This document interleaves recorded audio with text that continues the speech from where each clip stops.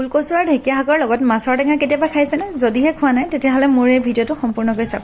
এইখিনিতে কিন্তু এটা কথা মনত ৰাখিব, ওলকচু কাটোতে সাৱধান হ'ব। এবাৰ মই প্ৰথম কাটিছিলোঁ আৰু মই গম পোৱা নাছিলোঁ যে ওলকচুৱে ইমান বেছি খজুৱায়। একেবাৰে মই থাকিব পৰা নাছিলোঁ, ভয়ংকৰ খজুৱতি হৈছিলে। ঘৰত কৈ পঠাইছিলে যে ওলকচুখিনি প্ৰথমতে বইল কৰি তাৰ পানীটো পেলাই দিব লাগে। গতিকে মই পানীখিনি বইল কৰি পেলাই দিছিলোঁ আৰু তেতিয়া নখজুৱাই। আৰু মই ঢেকীয়াখিনি সৰু সৰুকৈ টুকুৰা কৰি ল'লোঁ। এতিয়া কেৰাহীখনত অকণমান নিমখ দি মাছৰ কেঁচা গোন্ধটো যাবলৈ দি তাত মই পানী দি দিলোঁ। লগতে দিছোঁ জলকীয়া, নহৰু, আদা আৰু অকণমান মিঠাতেল দি দিছোঁ আৰু লগতে বইল কৰি থোৱা কচুখিনি দি দিলোঁ আৰু লগতে দিছোঁ মই ঢেকীয়া আৰু অকণমান চিলি ফ্লেক্স দি দিছোঁ আৰু লগতে বিলাহী আৰু তাৰ ওপৰতে মই অকণমান নেমু চেপি দিম। আৰু এতিয়া মোৰ এয়া মাছ হৈ গ'ল ৰেডি।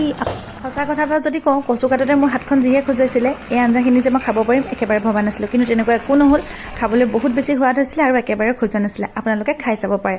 আপোনালোকৰ বাৰু মোৰ ভিডিঅ'টো চাই কেনেকুৱা লাগিলে মোক কমেণ্ট কৰি জনাবলৈ নাপাহৰিব। আৰু যদিহে ভাল লাগিলে তেতিয়াহ'লে শ্বেয়াৰ কৰিব। আৰু যদি ইউটিউবত চাই আছে মোৰ ইউটিউব চেনেলটো ছাবস্ক্ৰাইব কৰি দিব। আৰু যদিহে ফেচবুকত চাই আছে মোৰ ফেচবুক পেজটো ফ'ল' কৰিবলৈ নাপাহৰিব। কিন্তু আজিলৈ আহিলোঁ, বাই।